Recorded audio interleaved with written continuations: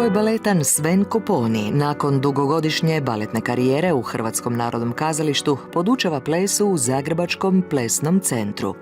Ondje uvodi novitet pod nazivom plesna kinetika. Ideja mu je došla sasvim slučajno.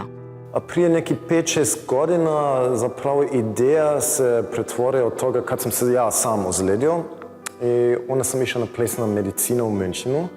Vježbe kojima se koristio za vlastiti oporavak spojio je s plesnim znanjem iz floor barea, baleta, workout baleta, pilatesa i nastala je plesna kinetika.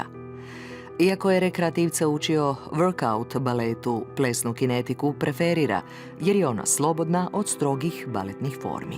Previše poštujem sad balet kao balet, da bi to sad nazvao baletne vježbe, ali plesna kinetika, to mene više naziv da se pretvori. Koristi se jako puno od baleta, ali recimo ne gubim vremena sad da neki, kak se zove u baletu, epalmod je glava i to, za odrasle ljudi to treba previše vremena.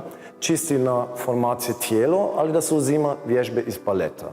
Budući da u klasičnom baletu postoji stroga dobna granica, ima li je i u plesnoj kinetici? Dobna granica zapravo nema baš. Mislim, ja uvijek kažem svako koliko ide, samo da se osvijesti, recimo, statura, tijelo. Na početku sata Sven radi s polaznicima takozvani floor bare. To je zagrijavanje na podu vrlo slično zagrijavanju za klasični balet, te se radi rotacija bokova i vježbe za stopala i kralježnicu. Ples je za svakoga. I naravno i balet može biti isto za svakoga, da ovako, da ništa nije nemoguće. Plesna kinetika jednako je dobra i za žene i za muškarce.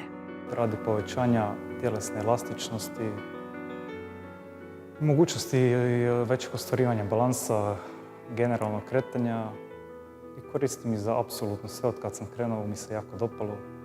Dobar okret na vrhu prstiju jedne noge ili piruetu mogu izvesti i polaznici plesne kinetike. Neko može sad napraviti piruet ovako, ali u baletu je piruet dosta specifični, ovako jako stilistički određen, zato malo zahtjevno ovako da, ali moguće sve. Ja uvijek kažem da nema nikakve granice. Naravno, postoje granice koje je rekreativni i koje je profesionalni. Ovo mi je tek 3. put da sam ovdje, ali oduševljena sam, zato što mi super dođe kao istezanje poslije sjedilačkog provedenog cijelog dana.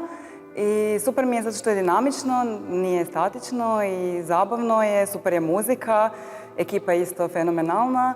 Na kraju vježbi polaznici su poželjeli raditi plesnu koreografiju. Na koreografiji sam još uvijek slaba, zato što mi je tek 3. put, pa još lovim sve ovako u toku, ali ide mi, mislim, može se pohvatati jako dobro. Da, inače se nikad nisam bavila plesom i to mi je totalno nešto strano i nikad nisam radila ovako vježbe na baletne vježbe, tako da stvarno super otkriće. Iako se bavi vježbanjem na šipki, Bruna je upisala plesnu kinetiku, zahvaljujući koje baletnim vježbama postiže ispravno držanje tijela. Držanje mi se dosta popravilo i hodanje i općenito, znači i položaj nogu.